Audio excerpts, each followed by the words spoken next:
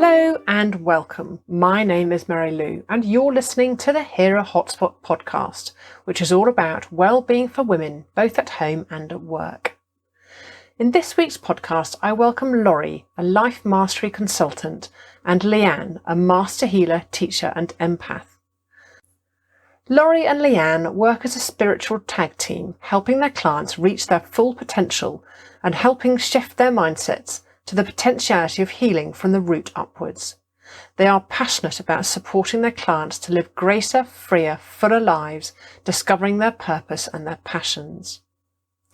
We discuss how negative thoughts and limiting beliefs are not only collected from the people around us, but also generationally, where trauma and unconstructive mindsets create destructive paradigms which trap us, and how it's important to break these and create a different generation in order to move the world forward in a new way.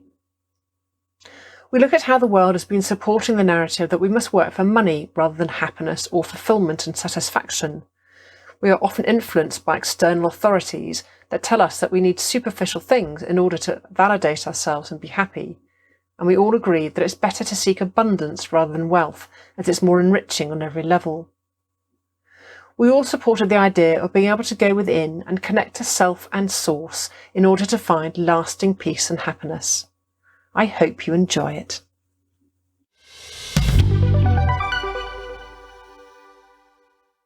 So first of all, how long have you known each other? Probably a year and a half. Year and a half, not terribly long. but Coming up it's- for 2 yeah. years. It will be coming up for Wow. coming up for 2 years now, I'd say. But it wasn't, there's no such thing as, how do we say it here? Coincidences. Synchronicity. Is that right Yeah. way, the English way of saying it? Yeah. I'm still in American terms as well. So yeah, I don't think there's any synchronicities in life. And Laurie and I met through a friend. Through a friend, yeah. We happened to, I was kind of thinking to myself, I like like-minded people, and doing what I do in a business, I always kind of feel more comfortable or more empowered when I'm with somebody else doing what I do, rather than being alone. I don't feel that it was ever meant to do anything alone. That's just my opinion. It's quite a tribal thing, isn't it? Yeah. To work as a team. Yeah, and I thought to have somebody else, along the way that had the same values and beliefs and making a difference in the world, and and that was in my thought process for quite a while. I found that for 10 years, that was the one thing, if I could change in 3 different businesses, I wish I had another woman to talk to. Because even though my husband was involved in some degree, they think very differently. And I just wanted someone to reflect.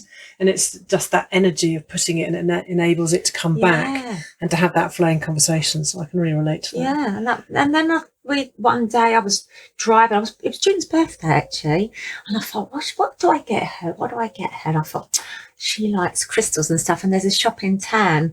And I thought, okay. I had a hairdresser's appointment, and I had a bit of a time, but I thought if I had to park in the car park all the way up the end of the road, I won't be able to do the both. And I thought, if I turn the corner and there's a space there, I'll go in the shop. And there was. And Lyanne just happened to be free at that particular moment, and we just sort of hit it off, and that was it. And we now live together. We're creating a community. Yeah, we're creating a community. And teaching other women that, through whatever journey they've been on, you don't have to be alone. Yeah, you can actually, put in your reserve, so to speak, live in an environment that's really conducive for you. I mean, we've got this beautiful bungalow that overlooks the paddocks, on like half an acre of land. And it's just very nurturing and balanced and energetic. And everybody that turns up for their energy healing and or their coaching sessions with Laurie often feel so totally energized from that aspect of things as well. And but they're also inspired by the fact that we've come together and created a really positive path for ourselves, in the sense of, we've been married, we've been divorced, we've been through our own personal journeys, but you don't have to go it alone. You know, we need to change our thinking. Well, your narrative is totally shifted, because you get some women who are very much, oh, you know, I'm the poor single mother, or I'm this, victim, or I'm that. victim. Yes, Yes. and I just think you just do yourself such a disservice. You could be anything you want to be. Think yourself into a new mindset. Yeah, so we've both had personal shifts through our experiences and our journeys. And again, you know, I was living with my dad. Having come back from the States, I was living with my dad for a couple of years. And, you know, and his paradigms, you know, and his thoughts and everything. And he's a strong character. And felt that I did the program with Laurie, the program that she does. And that program literally shifted me at so many levels. And having owned a business in the States and earned quite a considerable amount of money there and built a beautiful 17th century house on 10 acres and all the rest of it, I had the lifestyle. I did it all. And then and then I felt a shift in myself where I no longer wanted to be in that relationship. I no longer felt that I needed the house, and it was all about my ego. And that was the journey that I had gone on, is this journey of ego, that I was good, bad and indifferent. I was always a good person in my dealings. I was a financial planner, always honourable in my dealings with everybody. But, you know, it was a journey of knowing who I was and coming out the other end. And I went through a very high financially. And then I just literally, after I got divorced and lived by myself for a while, it's kind of like it's then trying to find yourself and who you truly are and who you are in the world without a man. Because Mum always said to me, Prince Charming's going to come along to save you. But in actual fact, quite the reverse happened to me, where I actually got divorced and actually paid my husband child support and alimony. So quite very interesting. Yeah, quite the reverse.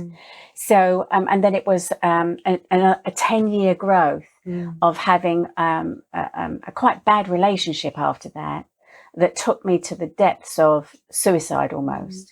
And then rising like the phoenix from that and to who I am now, because that not so good experience that I now actually consider, and I thank him profoundly for that experience, has actually made me who I am today. And I twisted that around and said, well, what did I gain from that, rather than, oh, poor me. Yes. I remember when I got divorced, someone my second husband owned, maybe my last, I don't know. I've done 3. He doesn't listen to this. So when so then my kids at the time were 3, 5 and 7, and it was an absolute knowing that, and he was fine. He wasn't a bad person. It wasn't particularly negative, but I knew that I could see where the path was leading me, and we were going to turn into our own parents, and it wouldn't make my children happy and wouldn't make me happy. So I made this decision, and I remember my female friends said to me, "You're so brave. You're so brave," and it made me really sad that they didn't feel brave enough to make that decision and were utterly disempowered in their relationships. So that was the overriding statement that I had, and it was scary because at the time he was in control of the finances, and he was quite well off. I got a nice house out of it, but the first thing he did was take away my household account, like my bank card and my phone. Until I said to him, look, I can't feed the kids. It was that basic, and it wasn't that I was outspending. I was just getting basic things. But I thought, I'm never going to be in that position again, to disempower myself, to allow a man to control me like that. And this is where we're coming from. We've been there on that part, haven't we? Yes, we have. I think where the bungalow that the Lyannes moved into, I found myself on my own there for about a year. You know, I'd been married, and he took care of the finances. Although I was really successful in that career, it's the program from my mum used to say, you know, you're never going to amount to anything. You know, you'll have to have a man to keep you going, and all this. So when I met Nick, you know, he was a great man. I just fell out of love with him, and he's a great dad. You know, it was almost like I'd walk through the door and he would control the money, he'd give me money, pocket money. And when he did pass, we had lots to deal with. there was loads, but you know, I got through that. And then I was in relationships, and I was in a house, and the relationship ended. And part of me was like, oh, I'm going to be fine. All of a sudden, this fear coming, oh my God, I've got to support myself, this house, everything on my own. And I literally felt scared for a moment. I was like, what am I going to do? Because the program of the fear was like, you've got to be with a husband.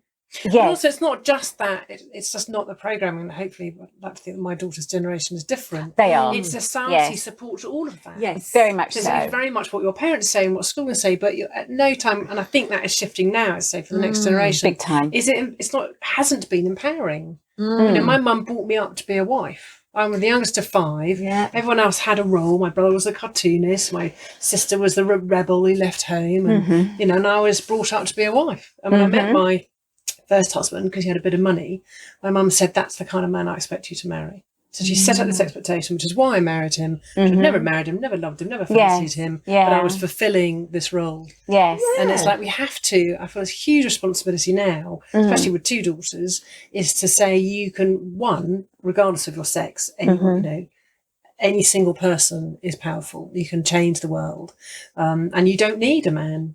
I think, Mary Lou, I mean, the way I look at it is that if we gave every single woman in the world £1 million, and if they were all in relation, and actually asked them if they were in a relationship, what would you do now? Would you still be in this relationship? I would say 80% of those women would be fucking out of there. Out of there. Because we've all been taught a certain paradigm of thinking. And what is so refreshing now is that we're stepping outside of that bubble.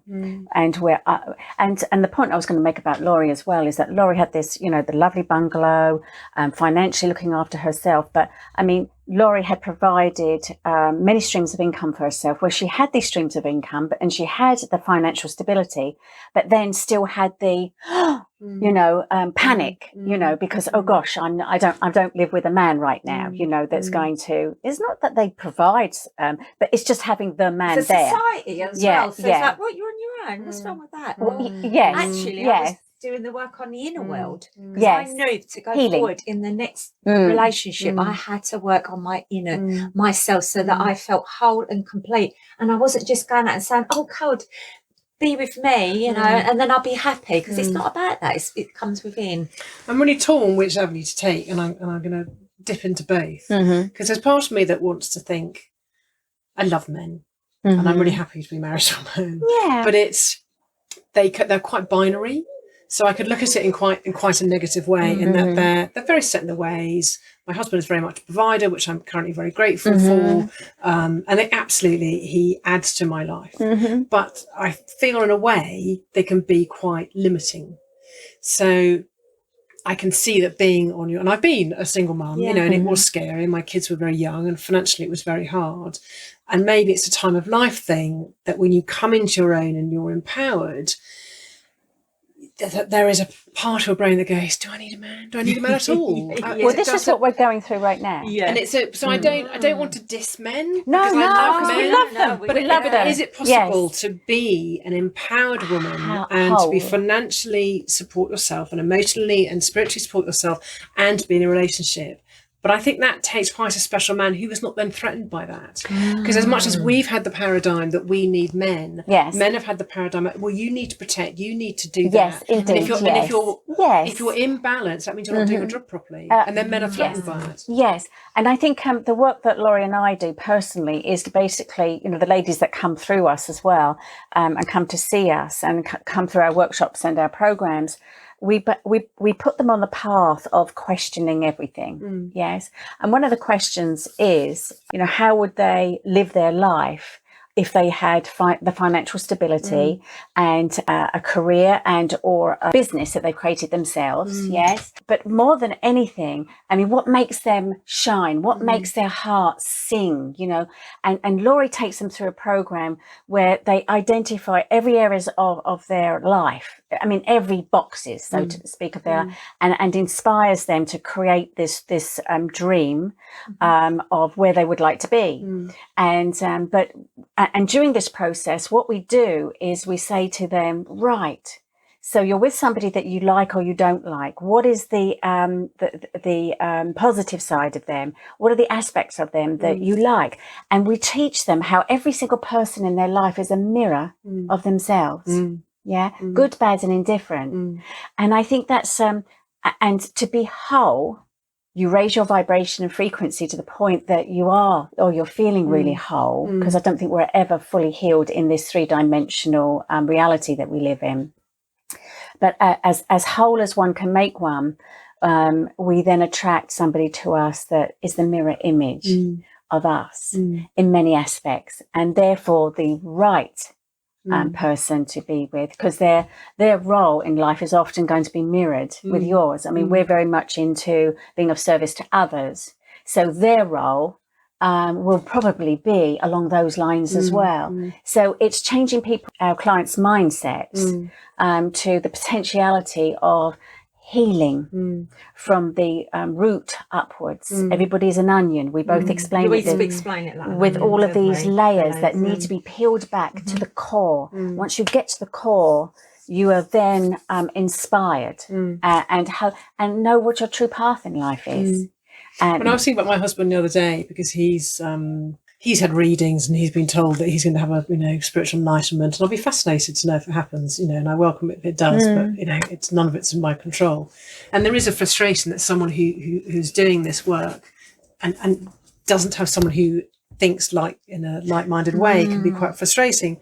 But I was trying to reframe that, going, actually, at the moment where I am, and because of lockdown, he has provided for me. He has created an environment where I can do the work with Jean in the book, and for that I'm really grateful, because without him I wouldn't be able to be and be doing what I am.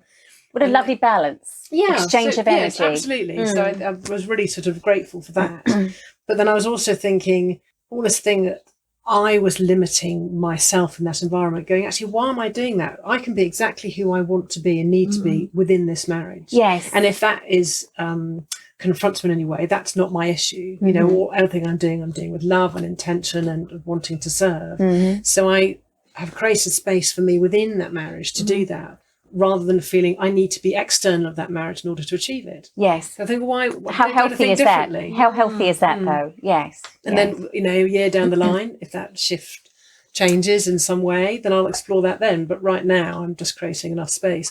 But I think for some women, I know in my first marriage, there was a need to exit because I wouldn't have been able to do that in that environment. So I don't think it's always necessary to be on your own. You can create that space within a relationship. Yeah, definitely. I see myself, and so does Lyanne with the man, but it has to be the man that aligns with my core values. And sometimes you just outgrow people, and that's all. And, you come together, but then you've got different goals, different dreams. And being on a spiritual journey as an entrepreneur, we're going forward all the time, and we're like helping other people. And if you're with somebody that's living in conditions, can't do that, or complaining, and sometimes it's just what I say to clients, it's a mismatch. There's nothing wrong with that. It just means that you're not suitable, because you're going to be suitable to somebody that's in alignment. My husband doesn't take on board any of this work that I do at all, but he says, I respect what you do and it makes you happy, and if you're happy, that's good enough for me. Yeah, that's it. And I think at the moment that's all I can ask for, because it's unrealistic of me to think I'm going to be with something. Actually, do I want to be with someone who's deeply spiritual and is meditating every day? Do I want to be with this sort of top-net yoga guy? I don't know, because actually I like quite butch men. Like my husband works with his hand, he works outside, and that's what attracts me. I'll never marry a man in a suit.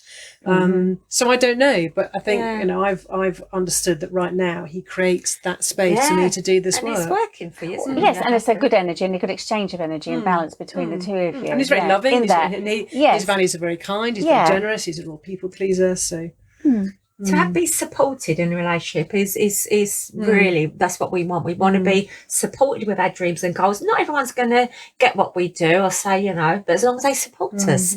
So if it makes you happy, do it. And we give that back as well. But I don't remember being taught that when I was younger. We wasn't taught. No. You just weren't. No. My mother was never complain, never explain. Actually, your happiness, what you want. In fact, she said to me when I told her I was divorcing my husband, your happiness is irrelevant. You have a duty and a responsibility to your husband husband and your children. Does she think she's the Queen of England? Well, yes, probably. Raise the Catholic. Because that's basically, how they conduct themselves. Yes. And it is, but it's so sad. There's a whole generation of, and I remember saying, when I was learning to do kinesiology, would you like a treatment? And, help me do, understand your body and connect. Why would I want to do that? And the thought of actually giving to herself was so alien, extraordinary. But then that generation have raised our generation. Indeed, yes. And it's been harder for us. Yes. The people that care and love about us tell us about the world that we live in, what's good or what's bad, or do this or do that. They base it on their experiences, and then they teach us, and we go down. We teach our children, what our parents' children. Yeah, that's it. Or I was saying about Daisy going to boarding school, I've given her a toolkit of crystals or homeopathy or oracle cards or connection with angels to try and empower her that you're never alone, and you don't you don't necessarily need something external in which to support you. You have it all within you. Everything's within. And I think you touched on a good topic there. Oftentimes our families have this generational paradigms and traumas and dramas that are handed down through the generations. And I think actually our generation have brought our children up very different. And I believe that if we don't go out and we're not in service to others, and we don't do what we're doing, we don't speak out and all of these things and contribute to our communities and everything, I think many of us in our homes have actually created young people that are totally different. And we've broken that generational taboo almost, and created a lot of healing in our families. With our thinking and the way that we have now raised our children. I mean, Laurie and I both have entrepreneurial children that started, very young and flying right now because they don't believe in our education system. It has, I'm sorry, but you sent your daughter to university. I don't mean any offence by that. But, if you don't have a child that is academic, then oftentimes it's just a waste sending them there. But oftentimes families have decided that this is the way that you get a better job and you get more. But what we're introducing is that the system is set up to create slaves, what we call wage slaves. And to condition you into a certain way of being. Our children left school much earlier. And I allowed that, although I sent him to Montessori school and all these good schools in America and everything. And he started his own business at 14 and said, no, I'm not going into this. It almost felt like it was jail. And to be conditioned by teachers that have all got all kinds of issues going on as well. And as I say, both Laurie and I, both of them have done really, really well. We've had this attitude where we kind of try to focus on their passions, their vision and their goals. And go out into the world with that. And having a piece of paper to say that I've done this as a part of the system, that we're trying to break that system right now. We're trying to say that system doesn't work for everybody. Because once again, we were talking about the health side of things, how an individual, how it doesn't fit, it's one pill suits all, rather than treating the individual and the whole. This education system also should be like that too. It needs to change.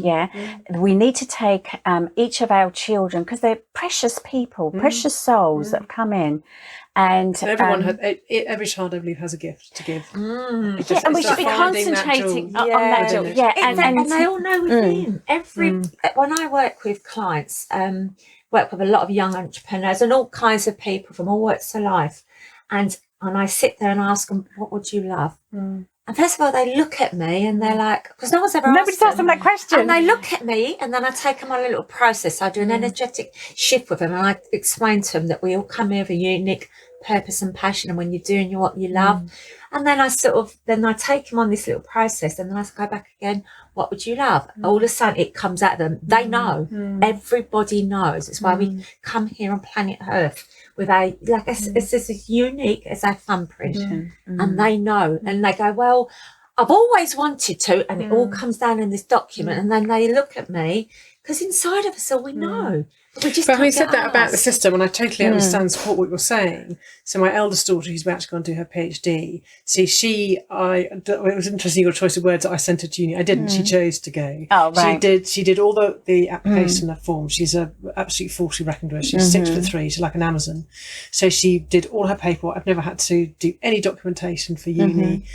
She chose her course, but actually where she is now, it's like. So, and I totally understand what you say, but for her, through her experience, so she identifies as pansexual. She's suffered sexual abuse before she went away. She identifies with ethnicity as well, just because it's a passion, BLM and all of that. And to all of those passions, that's why now she is this absolute spokesperson for her generation. Wow. She is, through her experiences. Yeah, through her experiences, but actually, so the uni have created world experiences and meeting people. And I was talking to a friend of hers the other day, and he was saying it's our language of our generation that to use pronouns is very important. So for my generation, it's unfamiliar. I respect it, and I try and to use it. But for them, their whole outlook on life is totally different. And so through that university experience, she's now able to speak for her generation. And now, because she's going into health psychology, she's been able to use the particular PhD is about ethnicity and gender and skin conditions. So combining all these things.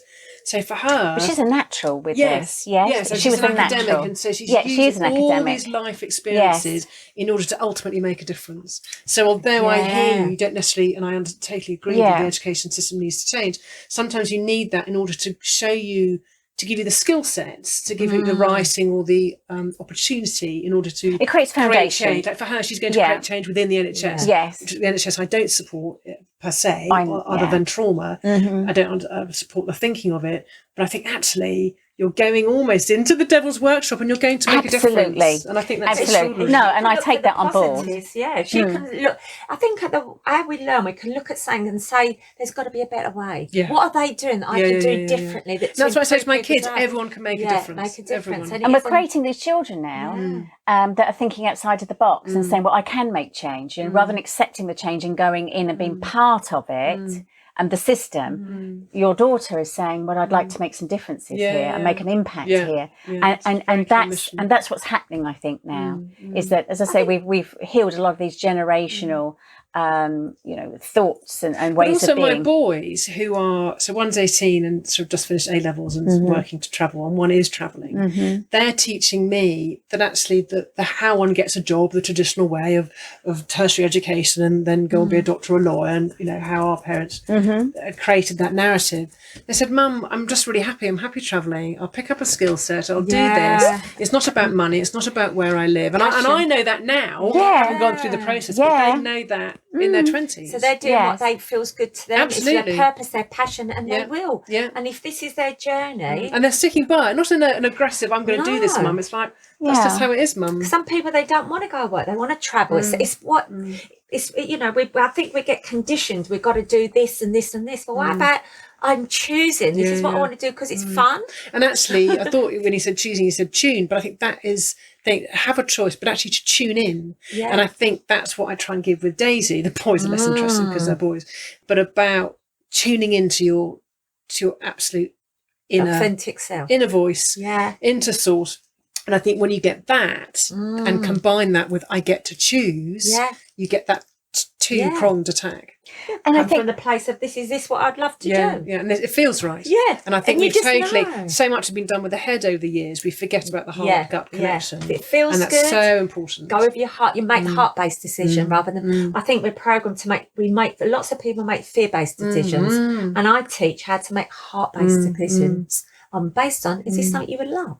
But, all my kids have done business and they've all got A+ and done really well. You would never hear that. In doing business, would you, about actually what feels right? Yeah, no, it's all of the mind. So yes, and I think a really good story to enhance this is that when my son's American, and when he came home last year, he stayed for 7 months, and he lived with Dad and I. My dad was saying to him the entire time, Jordan, you've got to get a job and you've got to do this. All of his, all of his thoughts around the way that one should get on in the world. And you can't be doing what you're doing. It's too the flexible. Language you're saying it, you can feel the fear. You're not flexible enough, and you've got to do it this way, and it's got to. I've done it this way, so this is how you've got to do it. And Jordan would say to him, Granddad, no, I don't believe in what you believe in. I believe in my sovereignty and myself. And I believe that I can work 3 or 4 days a week and create abundance for, because he doesn't talk about making money, he talks about making abundance for himself. Totally different words. And I want to be whole, Granddad. And actually that is the same aspects in that are amazing. And the abundance is, the old paradigm is, one, I had to have the house, because I was like you, I had the big house, I had the big car, I had the kids, I had a husband. And I'm going, I got it all. Fuck, I'm not happy. No, I know, it's empty. It's empty. We all hopefully get to that point, but the abundance is, and I live in a tiny 2-bed cottage that I rent. We've had 5 of us in there the whole of lockdown. We live in the most amazing community next to the sea. I'm doing a job I love, and there's so much abundance. We've got bees in our garden. We've planted all these flowers. We had 45 vegetables in our vegetable patch. The abundance I've had in lockdown has been incredible. And that's absolutely fed my soul. I feel such warmth in my heart. It's like a glow in my heart listening to that story. As well. But people's, again, my favourite word is abundance. But in the past, that's what they needed. They needed money. And maybe it is post-war or pre-war, and the society supported that. You did get a job for life. You did get supported. But that's just not relevant anymore. No, society doesn't support that. I think we were taught to go to work for money. I mean, really, we should be going for work for satisfaction and fulfilment. The number of times you hear a and story about the accountant actually is a secret artist, but he's had to be an accountant for 40 years. I think it was Jim Carrey's story, wasn't his dad an accountant? Big time. And he's, it just breaks your heart that someone's had a skill set and a beauty. They're so unfulfilled. That the majority of people at a job, they get going to work. I've got to go to work. As soon as you hear the word "got," it's like putting your arm up your back saying, "I've got to." Well, every part of the cell in the body is going, "But I don't want to do this." And then those unfulfilled people are then a wife or a husband or a parent or a friend. So how can you do that role if you're feeling unfulfilled? But when you're doing what you love, you feel fulfilled. I choose to work. This is fun. You'll jump out of bed in the morning because you're not. It's not what I'm getting. What am I giving? What am I going out there and giving? Breaking out of that cycle is almost the universe sends you some kind of breakdown, sends you an accident, sends you a dis-ease, trauma, that says, that takes you out of the everyday so that you can have time out to consider your life and everything. And for those that don't see that, then it gets sent again until they do see it, And in some lifetimes, people just don't see it at all, But I believe that universe does send you these messages to say, you need to change, or something needs to give here, or we need to take a different aspect of the way that we live. So I think these things are important, and discussing these things are very important as well. When I do a kinesiology treatment, we have a goal statement, which I probably think is similar to what you do. Is that very seldom will you actually think, where do you want to be? You're very focused sometimes on where you are in quite a negative way, but they don't often think of the future, whether it be an emotional, physical or spiritual state or financial. So the goal statement has to be personal. So it's I, present, I am, I have, I can. I am. And it's very much where you're not now, but where you wish to be at the end of the treatment. So I am, and because we can look at, say, flexibility issues, it might be if you've got a bad knee, your goal statement might be I'm flexible, or if it's a self-esteem issue, I am confident. So it could be, that's the beauty of it. There's such a range of stuff we can deal with. And when I do my seminars, here are typical goal statements. I am calm and confident. I love myself. I am safe. I accept myself. And what I find interesting is if you look at what they were before that. So I do not love myself. I am not safe. I do not. Big one. I am not enough. I am not enough. And actually that is the state. So although I love them, thinking, how can you function not feeling safe? How can you function or be a positive, giving member of society or in any relationship if you don't love yourself, if you don't accept yourself, if you're not confident? So some people look at, it's all a bit woo-woo, or why would you do it? Well, why would you want to go through life not feeling these things? Because everyone is going to be, the world would be an amazing place if we all felt the positive aspects. Up until I went to training and I understood how the mind works, I used to say certain words, and I think we all did, I'm not good enough, I can't do that, because somebody told us when we're little.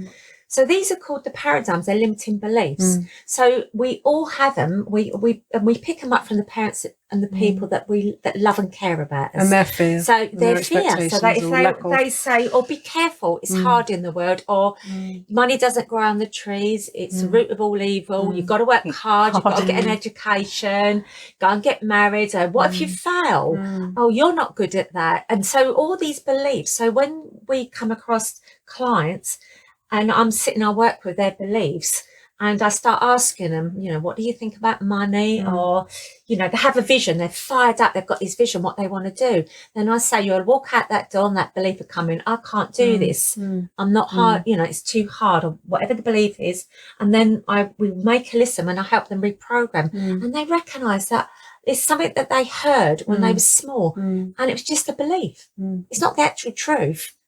So I think when doing what you're doing with them, and you made a great, you explained it in a really way that by saying I am, you've just changed a belief, an old belief into a new. Sometimes people don't recognise where they are. They just carry on the treadmill doing this, being in a marriage or feeling flat, but actually we're not really encouraged to check in and go, actually, how do I feel? Because even I will do it if I go in to see my kinesiologist and she'll go, how do you feel? And I go, I don't know. And I almost want her to tell me the answer, because it's, I do, if I'm sitting in meditation and I work on it, I'll get there. But in everyday life, when you're rushing around, how do you feel right now? Oh, I don't know, I'm busy. Come on, I'm in my head. I've got practical things to do. Because sometimes we're in the past as well. We carry around, I call them our Harriers, our baggage from, someone said something, someone done something to them. We energise it, and we almost have an argument in our heads, don't we? I'll tell them, they're not going to do this to me. I'm going to do this, and then you meet that person, nothing's said, but you've actually worried about it, your vibration lowers, you're not going to feel motivated when you're thinking thoughts from the past, or thinking thoughts of lack, fear, worry, I'm not good enough, I can't do that. All of that is not motivational. When you're coming from a place of like gratitude, love, appreciation, your vibration raises, you will then take action based on how you're feeling. So thoughts cause feelings, feelings cause action, actions cause results. So if you don't like your results in your life, you have to go back to the thinking. That's it. I've said to my husband, when not quite so many steps, but he always says, I can't, or you've made me feel. I said, I can't make you feel anything. And he hates that, which is one constant argument. But he genuinely believes it. And I said, any thought process you have has an emotion attached to it. Correct. So you can look at something, so he can say, oh, you look nice in that red dress. And I can either go, great, thanks, and that's it. I'm just accept that. Or I can go, what, did I not nice in the black one? Did my bum look back? And the whole thing comes from an insecurity, and you have this narrative that goes out of control. It's about being in control, as you say, of your thoughts and the emotions behind it. Correct. Because it can just take you down this dead end street, can't it? Yeah, because when somebody pays you a compliment, we're not, I suppose, growing up, somebody, if they say, oh, that's a bit basteful, you should be big-headed. So girls then would go, oh, what this? Oh, I've just got this from, I found this. Oh, my hair, oh no, it doesn't look good. Sometimes women find it difficult to accept compliments. Really, and I'm one, and my husband says, always do it. So now, if anyone compliments, I go, I'll take that, thank you. And some people look at you and they think you're being really arrogant, but it's actually because the other, it's been a process, it's been a journey to accept because it is a natural thing to go, oh no, it's I just got it, as you say, or I've not really. But to own it and accept it is really empowering. Yes, it is. Yes. And when we keep saying no to gifts and stuff, we're literally saying no to the universe. The universe thinks we don't want it. No, thank you. It's saying, so you get more of that. So we don't we're not attracting what we say we want, because we're saying no. Oh no, I'm all right. No, I don't need that. I was saying this to my eldest daughter about money, because she's been a student, in all fairness, but she's going into a job where actually she's paid now to do her PhD. And she said, I've really recognised, we're talking about how she's grown in 6 months. So I really recognised I've been quite fearful about spending money. And I said, well, actually, I don't blame you, because you're a student and you've had £100 to live on a month and it's been really hard.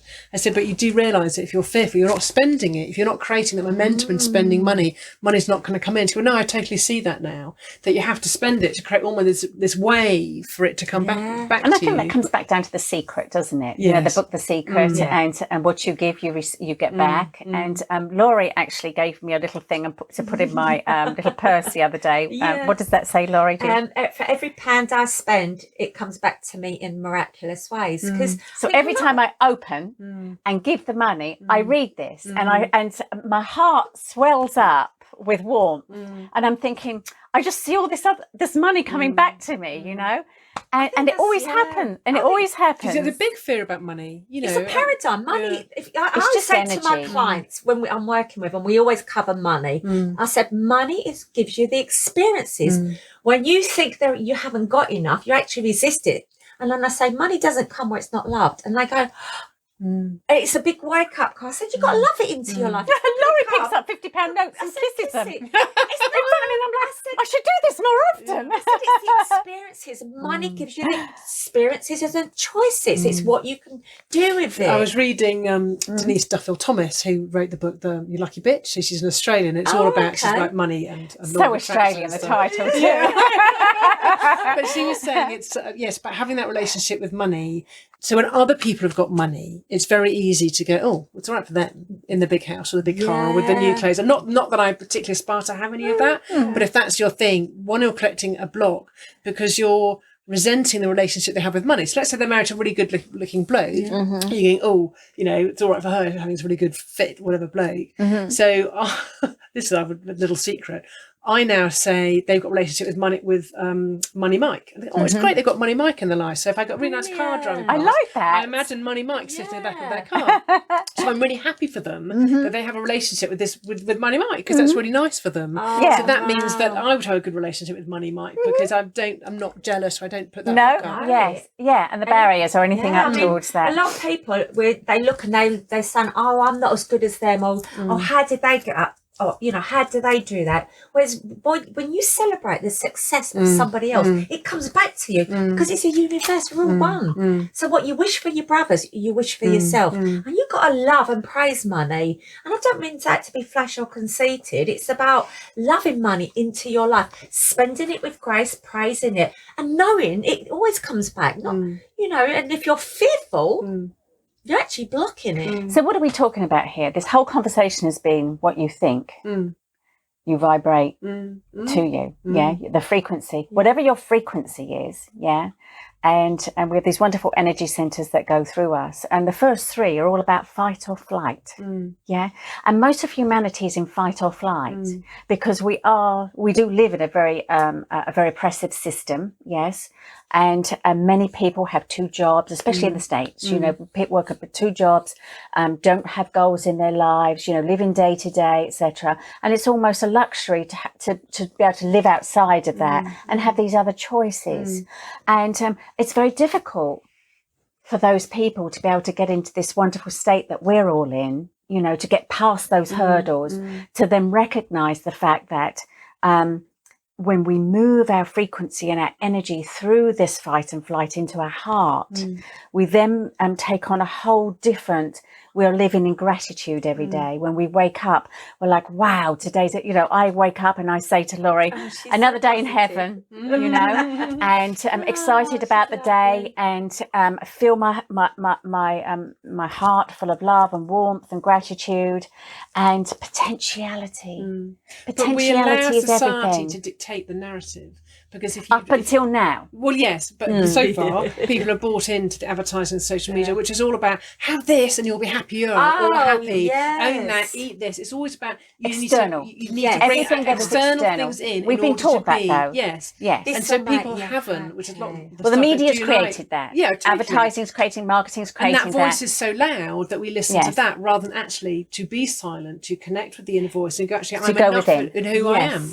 Yes. And that's the work that you and I are doing with the book and what I try and do with other people. It's actually, you don't need all that validation. If you get it, once you've found internal peace or abundance in other ways, then that's great if that's what you want. But that doesn't, that's not your identity. That doesn't make you who you are. Life is about balance. And Laurie and I feel that we are deserving of nice things, yes, and living in a beautiful environment. It is an energy exchange. So it's very different from wanting that thing, because it will make me feel better. Buying that car, you know, when I on my second divorce, I went straight out and bought a BMW convertible. I win within a week, because I felt that was going to make me feel better. I've been in all these traps, materialistic traps, but through the journey realised that, did it make me feel better? For that moment in time it did, but no, not really. No. Yes. Yeah. And it was all about how I wanted the external world to think about me, that I was successful, you know, I could do whatever I liked, whenever I liked, and all of this because kind of their of thing. judgments. Yeah, indeed, yes. And I was just a huge ego, just a huge ego. And and then now I'm just such the reverse of that person now. And I've just gone through this whole transition into a different way of being, quiet and meditative, and being of the world but not of the world. And I'm actually having struggles right now with all the things that we're seeing on Facebook and the darkness that's rising to the surface. I feel my sovereignty is being taken away from me, or has the potentiality to do that right now. And because most of the world is asleep, and most of the world have been herded, and they're all sheep, they will not voice an opinion over things that matter to us right now, and could actually change our lives. Well, they've been disempowered by the whole process. 9/11 was the start. Yeah, that was the start of taking away our rights. And now this is the next step. So now, as I say, I'm having this struggle and we have this conversation every day. It's a wonderful thing about our relationship. We have a conversation about part of us wants to be warriors and help everyone, but then there's the other side. We're just being still, because we've raising the light, raising the frequency. Particular time in life, haven't we? And what is our purpose? But I had this discussion with Jean this morning, and I totally agree with you, and I find it extremely challenging. And I got to the point where, although I see it, I try not to absorb it or engage in it, because I think actually energetically you're giving it some power. And although I want all these people and these warriors to fight my case, because I totally agree something needs to change. Yes, I don't want to be in that thing to a point. The more they talk about it, the more they're almost creating it. Although I know they don't want it. So I understand what you're verbalizing. I think for me, what works for me is to sit and try and sit with the light, sit with the goodness, and hope that radiates enough. And if I hold the vibration high enough, that will also have impact, as opposed to coming in being the warrior, because it makes me feel shit, basically. Yeah, and me too. I mean, part of lockdown, I felt really, my mental health was really poor because of that. I thought, well, I'm not serving anyone being in this space. So although I'm engaging in it, I didn't feel I could make a difference at that time, but I do feel I can make a difference by sitting in the night and being more positive. Spending love and compassion, being in the heart, isn't it? Yes. Looking at the world. Be the change you want to see in the world. Yeah. And perhaps stepping forward in that aspect. So I just had a little epiphany with that too, because you're feeling the exact same way Laurie is too, and we had many discussions about it. And we actually came off Facebook because I know I've been a warrior in many lifetimes, and I felt that I felt like a warrior when this started in March, because we saw all of this. I was awake 10 years ago. I'd gone down the rabbit hole, so being awake, it's like, okay, I know what their total agenda is. Yeah. Now, how do I get other people to wake up and see that? Yeah, so that we don't get taken. And then, as I say, so we came off Facebook, and we had this real period of quiet, balance, harmony, and then just in the last month or so, we've been just kind of, getting back on, getting. I totally understand that, and I totally agree with you. But just for me, I just find that if I can, especially because of what we've learned and June channels and all of that about adding. I don't know if you've heard the podcast and saying how the angels use the light and the healing that we put out. That they take that and they take it thinking that's what I can do. It may not be a tangible thing. It may not be a militant protest or this or a Facebook post. But if I can hold the light, if I can give enough positive energy, that is going to get used. And if that raises other people's energies, that's all I can ask. And it's our journey. Work the other way. Yeah. This is the journey. This is the journey. Yeah. This is the true journey. Part to play. Yes. We've got to do. I mean, but being aware and conscious is very important. And to maybe not engage. I think when I have if I do talk to people, it's a bit like engaging in any argument. If you can calmly hold your thing and change that fear base, a lot of it, and I totally understand why, there's a lot of fear coming in, that is not good for their health. No. You know, for one. No. And it's not a great way to start anything, because fear is, it's fed us all. But I was thinking, my husband doesn't necessarily get on with my 18-year-old, and he's been really grumpy with him. And I just trying to think with the phrase I use, it's like, of all the things that I understand why he's challenging his selfish 18-year-old and blah, blah, blah, blah. I said, but I'm going to treat him how I want him to treat me. If I'm going to treat him with love and kindness and respect, even if he doesn't give it back to me, I'm showing him what I expect. And I was asking my husband to do the same. He's much more challenged by it. I said, but you can't act in any other way. You've got to do that, because that's what you want reflected back at you. And if he takes it, that's not. But at the end of the day, that's the right thing to do. So I feel in this situation, taking it on a global scale, the right thing to do is to sit in love and kindness and understanding people's fears. I personally don't wear a mask. I understand a lot of people, the reasons that they do, and that's them. I don't judge. I just know what's right for me. And hopefully in a small way, I might empower people who do feel uncomfortable and don't feel they have a voice to do it. But I respect people for doing it. Yes. But as long as I can sit in my power and my light, I feel that's all I can do. Yes, and I think that's what the conclusion we've come to as well. But it's been a process to get there, even with all the work that we do. Even when we're teachers, you know, but we have sometimes, I suppose, we get asked these questions quite a lot, or we're faced with, you know, you see it and then we have to come and think, whoa, you know, what would love do? I come from a place, well, what feels good? What would love do? Because if we're going to make a difference, it's not about judging, because we're judging whoever you judge, you're judging, actually, you're judging yourself. So what can we do to make a difference in this world? And I suppose the people who are meant to, what their journey, what they do, they'll do that. You know, and we can. And they've got a different path. Yeah, that's their path. But for us right now, it's just like coming from a place of, it's just putting our attention, for me personally, and me and Lyanne spoke about that, is by doing what we love, making a difference in the world, by helping other people live greater, freer, fuller lives, discovering their purpose and passion, and also. And when the energy and the mind comes together, that's what we love. This is our purpose. And I think the fact you said, even as a teacher, I remember we did one podcast and Jack and I were here, and Jean wasn't having a great day, and her energy shifted by the end of it.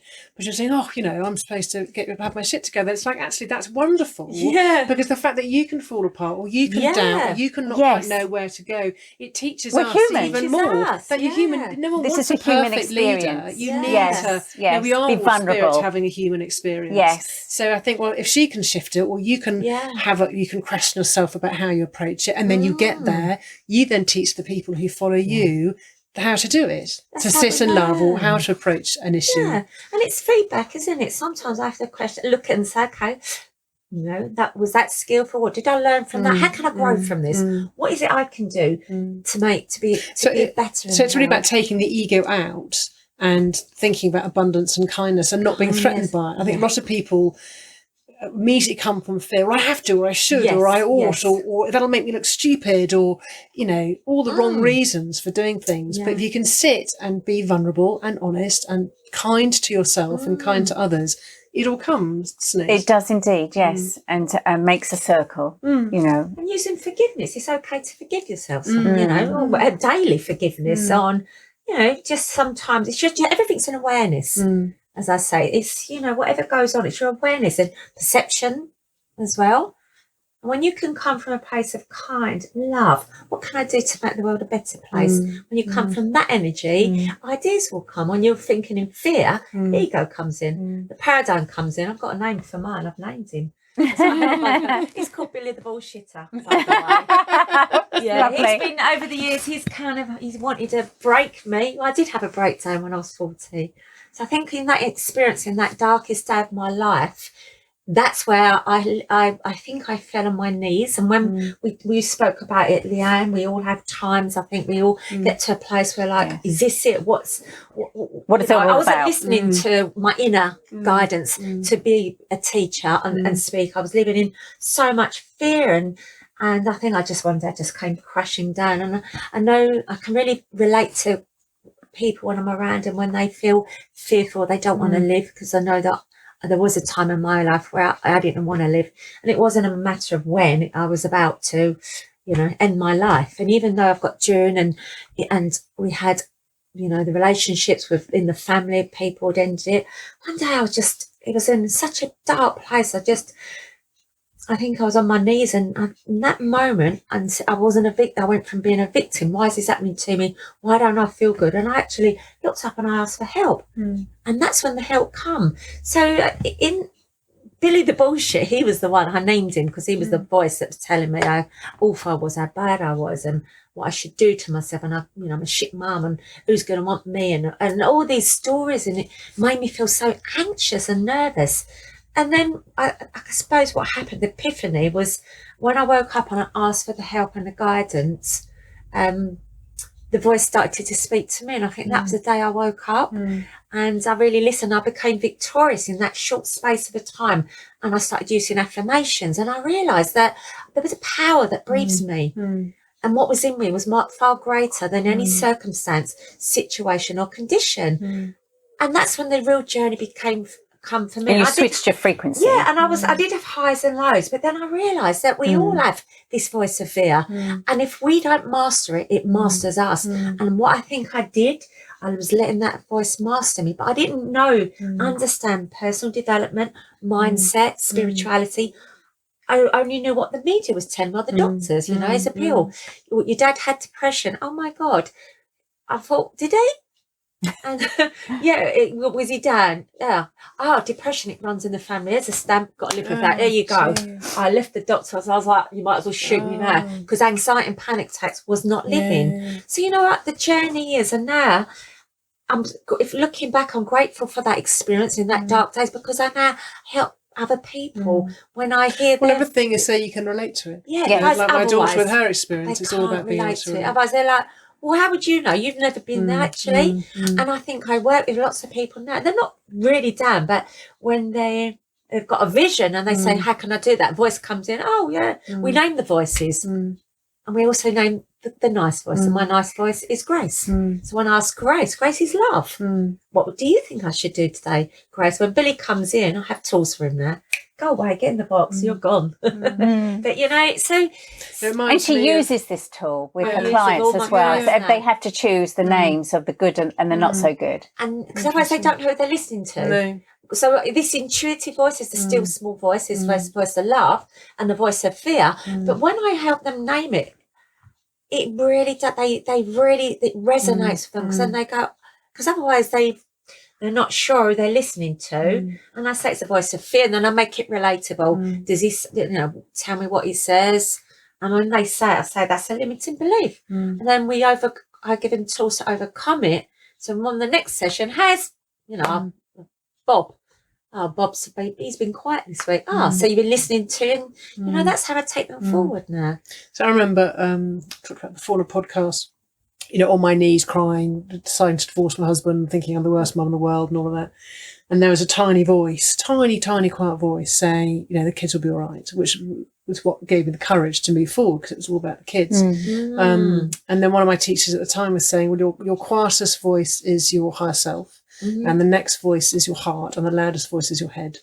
And it's about creating space and being able to tune in to your higher self or to your heart, and not letting your head. Yeah. But it also reminds me of Eckhart Tolle and The Power of Now. Yeah. And he said, his revelation was, I'm so fed up with myself, when he was depressed. And he realised that actually he was two people. It was the I who was fed up with myself. So myself being the ego, but the I being the higher self. Yes. That he was able to then control all the negative thoughts, like you were saying. But in the energetic sphere of all of that, I see it, because I see images of things when people are talking.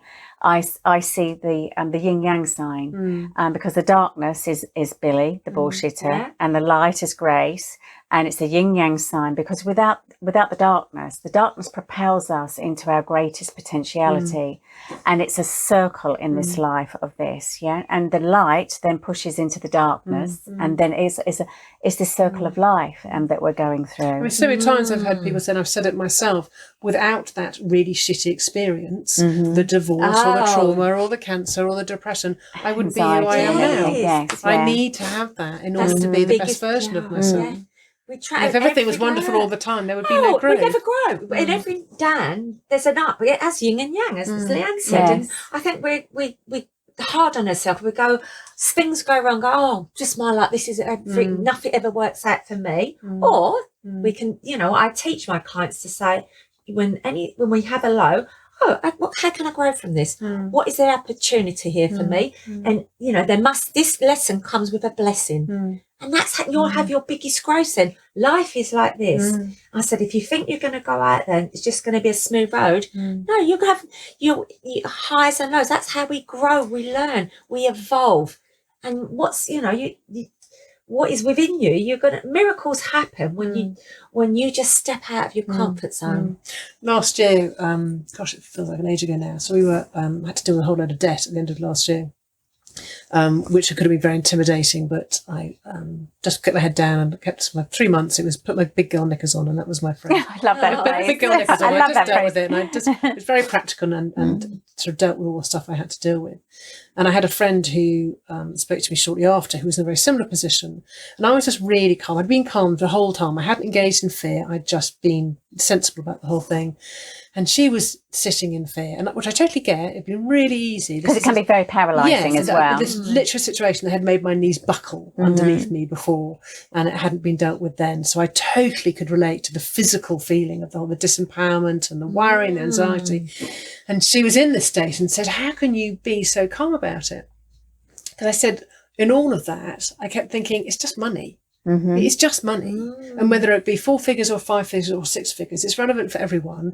Ours happens to be what felt like an insurmountable amount because we don't own our home. So for someone who owned their home, it'd be nothing. I've been in that situation before. So I kind of relate it going, it's just an amount. It's just an amount that will either go or it won't. But right now, and it's very much at the time, it was that Eckhart Tolle way of thinking, is right now I'm okay. Right now I've got a roof over my head and I can put food on my kids' table, and that's all I care about. So every day was that. So rather than letting it disempower me and being fearful, and there was always about a 5% knot in my tummy, but for 95% of the time it was like, I'm breathing, I'm here. I can feed my kids, I've got a roof over my head. And everything else is being managed. And actually it's fine. It's all sitting there in the background and doesn't affect my life at all. And these are wonderful stories of everyday experiences. We all have them. We all have share things that we wouldn't prefer to happen to us. However, they do. But it's how we move forward. And I say to my clients when we're teaching, shit happens, but don't let the shit have you. Sorry for that. Just to make some fun around it. Because these experiences do happen. But it's how we move forward. And how do we learn and grow? And then, successful people as well, they learn the lessons fast and they move forward. But we're on this journey. We have to be kind to ourselves and going, okay, if I fall down, when the baby learns to walk, we fall down, it gets up, it falls down. At no point do we say, oh, I guess you're never going to be a walker. No, if we don't make mistakes, we never know. I think a lot of it as societies, we only celebrate the successes and we don't talk enough about the inverted commas, the failures, all the troughs, all the lessons that we've learned in order to lead to success or abundance in whatever form. And I think if we're all less full of ego and more vulnerable and more honest, it helps everyone because it normalizes that. And it's not that we want to wish again vertical was failures or troughs on people, but they're valuable experiences. And actually, as you say, if you can identify with someone, it's more empowering to go, well, they've got through it, or that's the tool they used. But as a society, we only look at what people have or the size of their business or the success of their marriage, and then we make hide assumptions. Everything else. We do, don't we? This will be my friend, or this won't be my friend, or But I think that all of this roots that stems from the media and also our education system, because they actually teach us about competition, and you either pass or you don't pass, or you're not so good, and they teach us to pit each other against one another from the root of our education system. And that needs to change, where, as I say, everybody has their own skill sets and their own the light that they need to shine. And as I say, passing a test doesn't mean to say that you're better than this person. Everybody brings different qualities to the table. And we need to really go back to that in the new earth that we want to create. Yeah.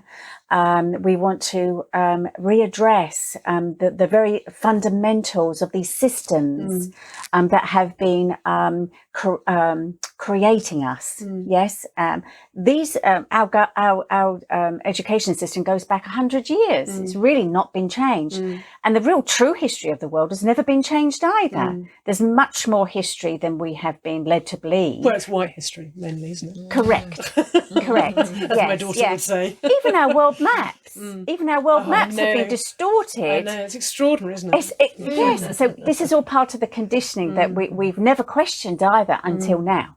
Yeah. So the competition is not good. We are all beautiful beings of light, consciousness that have decided to have an experience in this 3D, physical, earthly density. Yeah. But what we wanted is to feel every being on any planet wants to have sovereignty, wants to be able to move freely, wants to have adventures, wants to have joy, wants to have love. This is what we came here to have. It feels these a natural right, or it should be your natural right. It is, yeah. It's our sovereignty. Sovereignty is a very good word for all of this, yes. And we don't have any of that. They restrict where we go, how we do it. We have to have a passport to go to another country. Right now, we actually can't travel to another country, without restrictions around that. And we're conditioned, as I say, and sheeped and herded into what they want us to do. And we need to start changing our thinking around that and looking at the root of all of our systems and thinking about. Many people are coming forward now with solutions to that, different ways of setting up communities rather than governments. Governments tend to be forces that, with loads of red tape, that basically front a bunch of corruption behind the scenes. Yeah. So we need to change these things. Okay, so to both of you, what was your biggest hurdle on either your personal or entrepreneurial journey, and how did you overcome it? My biggest hurdle on my journey was believing in myself. You know, when that fear came in again, it was, I had my big fear growing up was public speaking.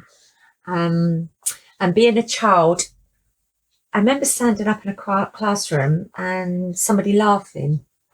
And in that moment, and looking back now, the power of the mind, the decisions, I can understand it. I said to myself, I'd rather die than speak in public. And I left that, I had that belief all of my life up until I was around 50 and I went to teach. So I was very good with one-on-one. I've always been very chatty. Once I went to train in the Mary Morrissey program, I had to do these groups and be in public speaking, and this fear that would come over me to the point I was having the physical symptom from years ago. So that was probably my challenge, because that voice then would come in and go, who's going to listen to you? You ain't going to have to do that, or, made me feel uncomfortable again. So I had to be kind, and I had to really work on myself and just tell myself that, I'm going to do what I can. I'll get better at this. And it's not about me being perfect. It's being, even if I stumble, even if I feel uncomfortable, it's just being willing to stand up and give it a go, even feeling uncomfortable. So that's probably my biggest challenge up until now. It reminds me when, and I'll be interested on Lyanne's take on this. So for me, energetically, because kinesiology is an energy medicine, we can deal with traumas that are in the past, whether it be a dog bite or a phrase like that. That's very powerful. Or a car accident where you felt fear, even if you didn't do it. And you released, because you hold that imprint of that energetic reaction at the time. So I've dealt with someone who's had a car accident, and you break down the trauma to, I saw the lights, I swerved my car, I hit the bank, I was upside down, the police came. So at each moment you check into the body using muster and monitoring, saying, is there stress in this moment? So when you saw the lights, is there stress? No. Is there stress when you swerve the car? Yes. And then you hold these ESR points, which emotional stress release points.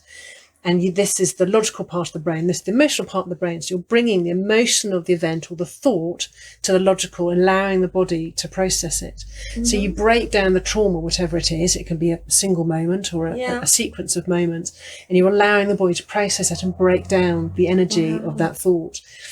So like you with your public speaking, you've been holding on to that energy of doing that. Years. And I'd said it to myself privately. Reinforcing that narrative. I'd reinforce it again and again. And I mean, and it held me back in speaking up in relationships or with friends. And if I didn't want to do something, I would not say anything. Because I'd memorised the emotion, but just the empowerment saying I would rather die. So when it came to speak up, the voice said, you're going to die. So I'd be like, that's kind of your amygdala as well, which keeps you safe. Yes. So Fight that or was flight. like I'd actually created this in my body by just saying that in school rather than telling the teacher. I really feel uncomfortable. Maybe she'd have sat with me and said, oh, you know what, and taught me through it. Say, look, we all have these fears, but it'd be fine. If you don't want to do it, you'll just get better. Or something like that. But I didn't. I said that word, and then for 50 years I would reaffirm it because the emotion. So Lyanne probably got no. And what I had noticed is that when I met Laurie and was doing energy healing on her, I found that her 3 base chakras were like really filled up with lots of challenging energy. And although she was in her power, she wasn't in her power. So we've done a lot of work around that, because Laurie's very good one-on-one with everybody and small groups, but she's had this thing to speak out, to step out and speak out, in front of a bigger group. So together we're working on that with each other and helping one another. And it does complement. And I think meeting Lyanne, and that's why I think where we're working together is I was blocked with my chakras from this trauma. Yes. So now I get it now, because you could, be going out as entrepreneurs, but I didn't understand the energy side of it all. I was in them. I teach goals, visions, going forward, taking action. But now with the energy, so I was doing all that, but there was still the blockages. So then Lyanne's what compliments in that by teaching me that side of it.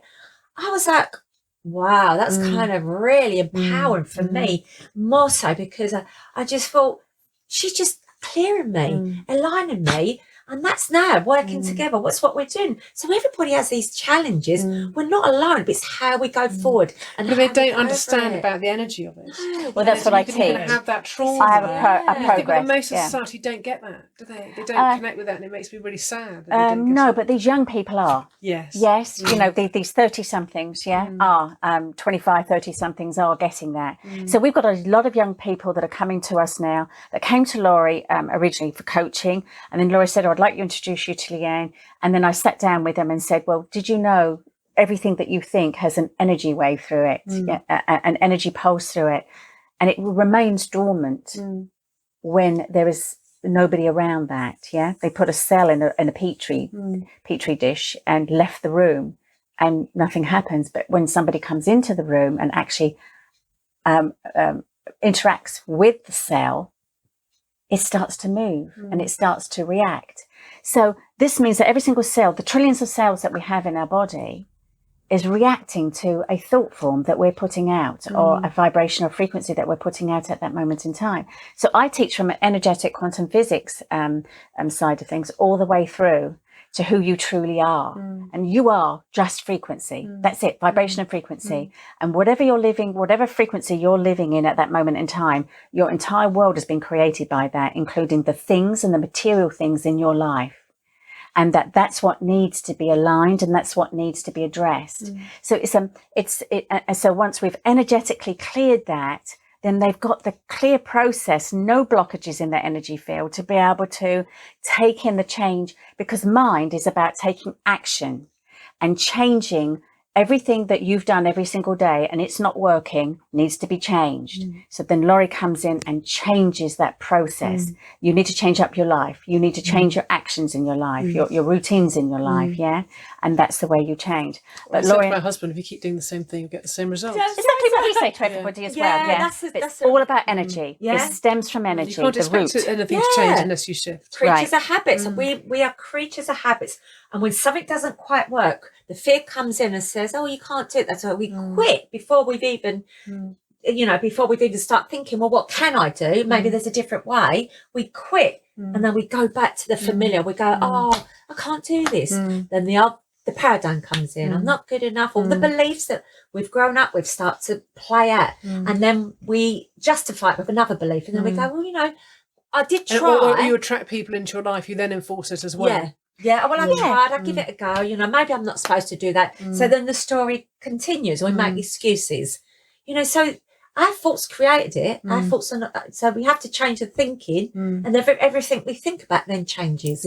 Yeah. And energy, energy healing may not work for that person at that moment in time. And the reason why is because they created their disease, but they don't understand that they created their disease. And our job or our role is to introduce information to them that allows them to understand that their thoughts will create that. So their thoughts can actually heal themselves too. So the people that are most successful at healing are those people that realize that it's me that's doing it. All June and I are both conduits. That's all we are. We're in the room and we've gained a frequency to get up here for those that need to come down, to this lower frequency to connect with us, to be part of the room, to come in, to start healing you. So there are other ways of doing that too. So I might take somebody into meditation. And so to confront in meditation their fears or their challenges. I've rebirthed Laurie in this area. She needed to be rebirthed. In this room. That was an experience. Probably choose not to have that experience again, but it was really powerful. What was it like? I was sobbing up though. It was really empowering. I mean, I laid on the table and then we was just exchanging. We was all doing an exchange here, me, June and Lyanne. I said, I'll do some coaching with you. Let's all exchange of skills.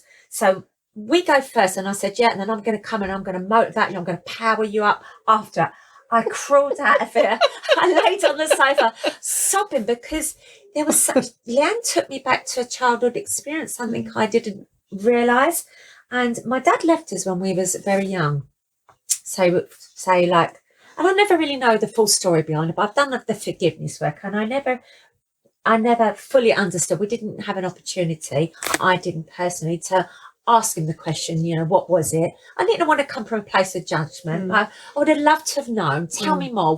What was it? Just really hear it from him rather than my mother. Because for 50 years, my mum said, well, because your dad left, everything's ever happened to all of us, it's my dad's because of Dad. So I've had that for 50 years, but I chose to forgive him. But my brother and sister, it's been different from them because when things don't go their way, they're straight away, well, because my dad left us. He was not with us for 50 years. So that's been an excuse for everything that's gone wrong in their life. So when we was in here, I just sat down, I was like, and she just started speaking. It was like, and I was just laying there. She got to the stomach. And she asked me something, and all of a sudden she said, where are you? And I said, I'm in the room. No, she said, where are you? I was this little girl. I was in the belly. And I heard my mum and dad talking. And then I heard them arguing over my mum being pregnant. And I think he was saying that we should have an abortion. Well, in that moment, I was hysterical. Just everything come over me. Not that I didn't feel pity. I wasn't a victim. I just felt like, oh my God, I heard all this, and maybe this had been holding me back without really realising in situation where I didn't feel loved. So when I was around, I was shut myself off from situations because I didn't feel lovable. So it all kind of made sense in that moment. Does that? Totally. Yeah. Totally. And in a homeopathic point of view, if they treat you homeopathically, let's say I took Daisy, my little one, they want to know what kind of pregnancy I had, because energetically, not only do I hold the wounds of my mother, Daisy holds my wounds. And in fact, Daisy would have been inside me when I was inside my mother. So Paige was inside your mother because you're born with your eggs. So energetically, all those patterns all get handed down. Yes. So, vibrationally, that all has to shift. So and I rebirthed her. So, I rebirthed she her. rebirthed me. I mean, whatever went on, there was there was all stuff going on, but I think I was just, I mean, it was, what's the word I'm looking for? It was just powerful. It was emotional. It was powerful. It was everything. So I went in there and I told June, and she hugged me. And we were crying. I just laid on the sofa for hours. Didn't feel sorry for myself. So I just felt it was a healing. It was a healing. Yeah, correct. So I'm always grateful for that. So I'm always learning. I'm a teacher. I'm also a student. And I love you learned the day you died, didn't you? I love learning from other people's skills. Like what you have, like that intrigues me. And I'm always looking for it in a more natural way that's transformational. And I think that comes down to the fact that instead of working with our mind as we were taught as young people, now we work with our intuition, because that was the first time I'd ever rebirthed somebody, and it just came, and the words just came, and the room was filled with all kinds of beings, and it was just very, very powerful. So profound for you, is it? Oh, it was me too. I mean, when these people come in, my nose really runs. And it was running so badly, it was not even funny. And I actually I put my hands out, and I actually felt all of these beings touching my hands. Wow. And as I say, it was just, I was, I felt the same way as Laurie afterwards. Wow, oh my goodness. But using our intuition, sometimes we don't know. I've got some skill sets that I put in place sometimes, and I just allow it to come forth, as June does in her work too. So when you use your intuition, like when I'm with clients, I ask for the guidance. Yeah, me too. And I ask for infinite intelligence, lead and guide me in service of my client. And I could be sitting there and just they come in, I'm like, okay, I ask them, what does my client need to hear today? And then I literally start coaching. It comes through me as I'm teaching them. Yes. And I teach it's a form of channeling. Yeah. No, I totally relate to that. And that's when you really get the ego out of the way. Yes. You just become a channel for the wisdom. Yeah. And it's always what they need to hear. The story is and more often than not, your experience that you've had in life also maps theirs. Yeah. Because I think actually that's weird, because I understand that family dynamic or that. Yeah. So I think, and June and I have talked about this, the people that come into your life, you can relate to, because it's something that's happened previously to you. Yes. Yeah, it is so powerful. I mean, when we had the two girls on Saturday, this is a great example. So Lyanne's doing in one room with them. Now, I don't know what she's teaching them. And then we swap. So while Lyanne's teaching, she's doing a card reading and talking to the client. And then just prior to the client coming, I sat there and I asked, what does my client need to hear? And she said, I was told intuition. Okay. She's come out, so she sat down, and the girl, and I said, I'm going to teach you intuition. She looked at me, she went, well, the card said I've got to work more on my intuition. She'd done the reading. They're like this. They're like a tag team. The two of you, a spiritual and we've tag been team. taught that. We've been told that in everything. We're listening. We're listening. But Thank how you. wonderful. Yeah. So I got the guy, and even sometimes I think, oh my God, is this really happening? You couldn't make it up, could you? I just feel like I've come home now. I can look at it that all my life's journey. I feel like I feel safe now.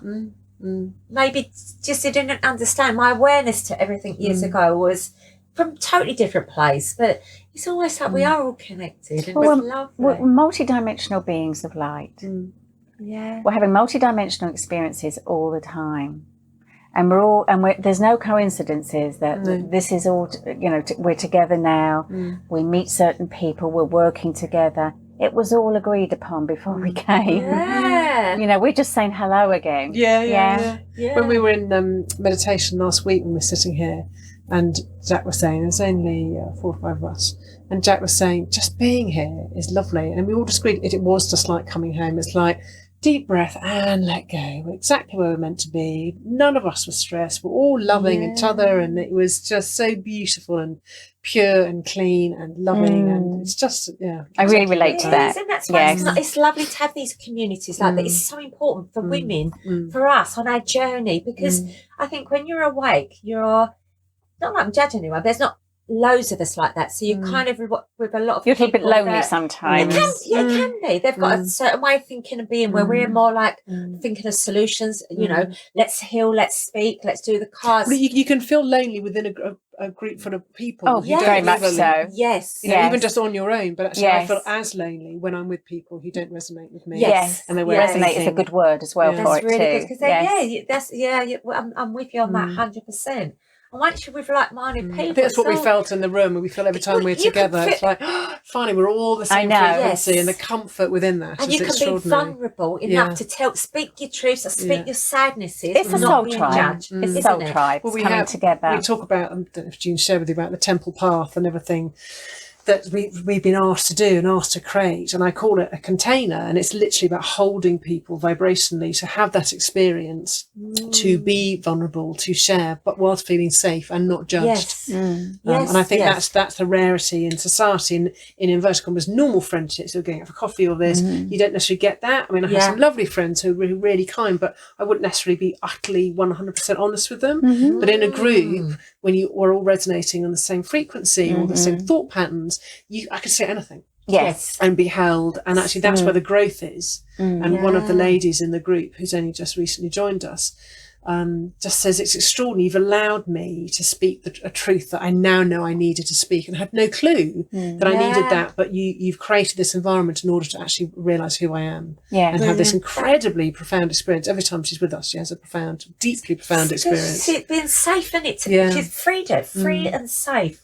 What a lovely space, isn't it, to be more of those groups. I mean, I am in a group with some a circle group, it is called, and we all have this space. I'm in another group, a connect group, that I can't even get the words out. I end up crying. This other group I'm with, and because I feel safe, I can speak my dream, even say that, whatever experience I have, I don't feel in a safe judged. space. You can actually say non-judgment. Really, we all talk about where we are and what we're doing, and we just all listen and care for each other. It's lovely. It's like being here.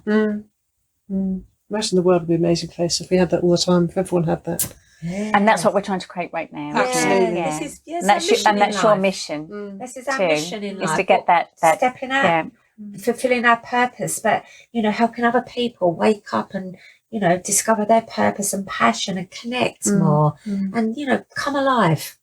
Yes.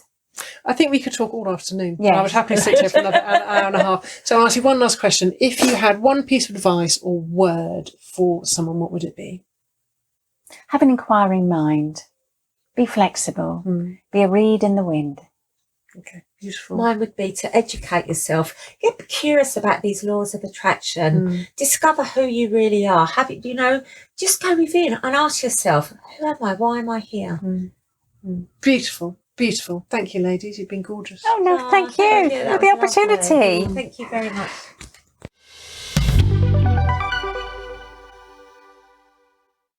Thank you so much for listening to the Hera Hotspot podcast. I hope you enjoyed our chat. Until next time, take care.